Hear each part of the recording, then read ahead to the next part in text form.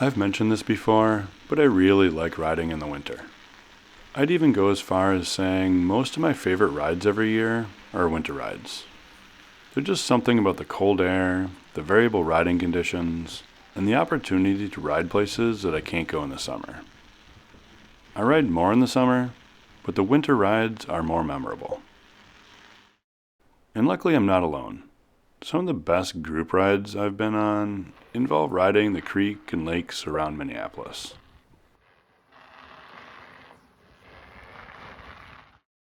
But I also like getting out on solo winter rides. I can ride at my own pace and stop and take photos whenever I want.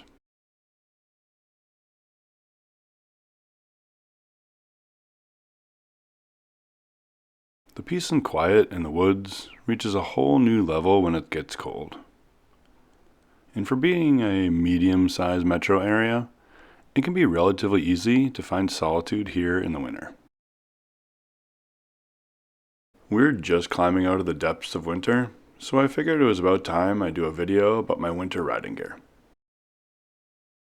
Even though I really enjoy winter rides, it can be the toughest time of the year to get motivated. Having decent riding gear and a little experience with what to wear really helps get over that motivation barrier. My setup is very utilitarian, and most of my cold weather clothes are not specifically made for cycling. And most of it's 10 or more years old, so I've definitely put them through their paces. I'm not endurance racing or going out on epic rides, just 2 to 5 hours of riding frozen lakes, creeks, or trails. Often I'm not far from a bar, brewery, restaurant, or coffee shop if I need to warm up.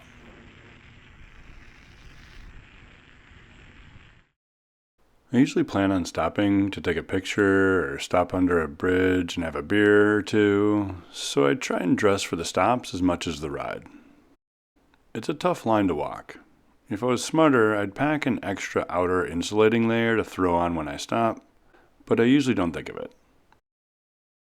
Typically, I unzip layers to vent during the ride and just zip up when I stop for any amount of time. My riding gear doesn't actually change that much throughout the winter. What I wear in early December is about the same as what I wear at the end of January. When the season first starts and I'm not used to the cold, I dress pretty warmly. Then as winter goes on and the temps get lower, I become more acclimated to the cold and I don't really need to change my gear. My first creek ride of the season was back at the beginning of January. I was out for about 3 hours and the temps were between 10 and 15 degrees Fahrenheit. This probably isn't a very popular opinion, but I don't like merino as my base layer. It's possible that I slightly overdress, but I think it's just I'm out of shape and I run warm. Either way, I found that I'm much more comfortable with a synthetic layer against my body to wick away any moisture, and then a wool layer on top of that. This is just a synthetic REI hiking shirt and some old Pearl Izumi bike shorts. Then a merino thermal layer, followed by an old merino wool sweater.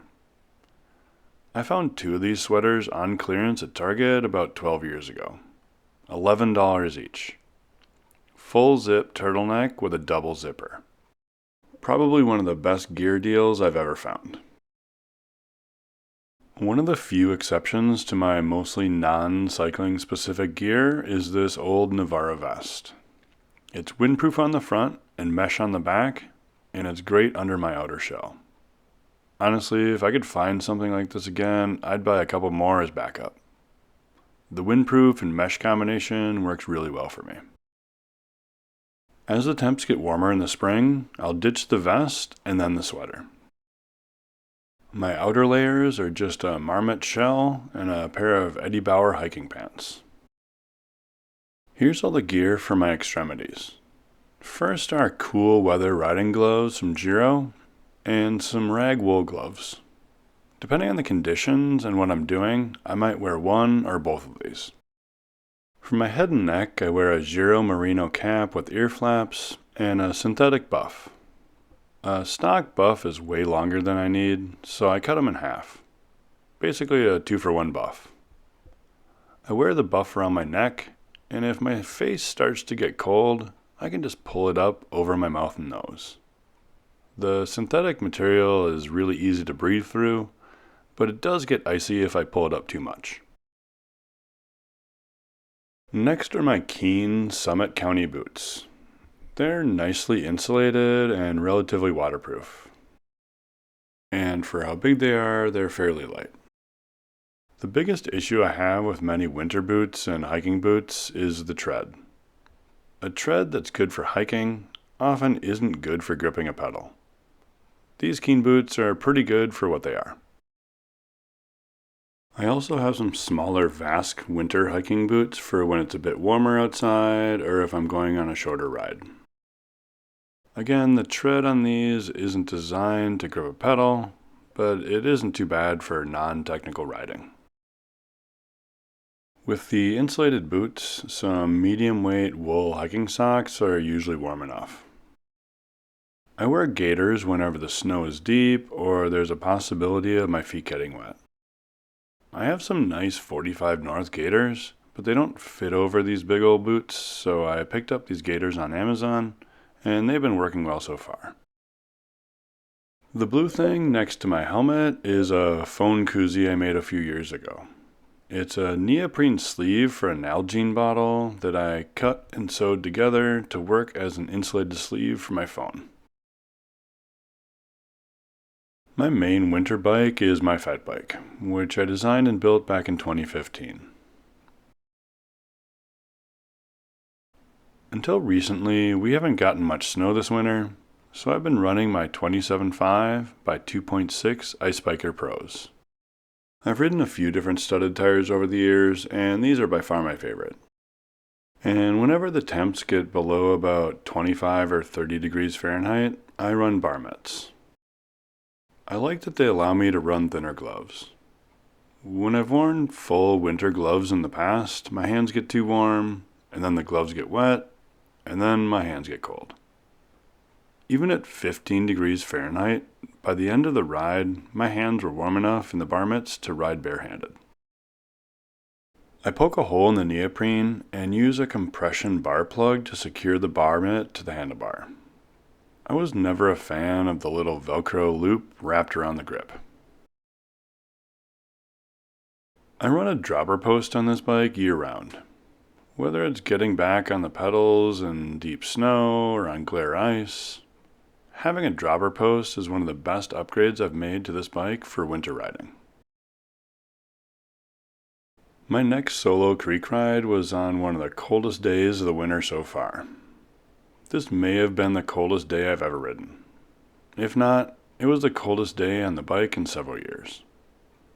I spent a bit over 2 hours in temps between -5 and -10 Fahrenheit. For this ride, I made a couple changes. First off were thicker wool socks. I started out wearing clear glasses, but a couple blocks into the ride, I stopped and switched to goggles. I wore my Burn helmet that has fewer vent holes and a skull cap that comes down over my ears a bit more than my Giro winter cap. I also wore a neoprene face mask. It provides more protection and doesn't get as icy as the buff. I ended up swapping the Navara cycling vest for this down Patagonia vest, but I probably shouldn't have. At the end of the ride, there was quite a bit of condensation on my back between my vest and the shell. The last change I made for the colder temps were my pants. These are fleece-lined hiking pants from Eddie Bauer. And that's what I wear for winter rides. If you've never ventured out on your bike in the winter, hopefully this inspired you to give it a try. If you live somewhere without a real winter, hopefully it was interesting to get a glimpse into what it takes to ride in cold weather. It's still pretty cold to be working in the garage, but the next video should be back to frame building stuff. I have some upgrades planned for my miter finisher, and I've been working on a video about what I did with the mountain bike frame I swapped out last fall. And I want to get started on my next frame project, but I need more time on my drop bar Surly before I start designing my new gravel all-road frame. hopefully the roads and paths will be good enough in a couple weeks to get out on skinnier tires. Be sure and hit the like and subscribe button so you'll see the next video when it comes out. If you're enjoying my videos, consider a super thanks. And if you haven't watched my other videos, go check them out. Thanks for watching, take care, see you next time.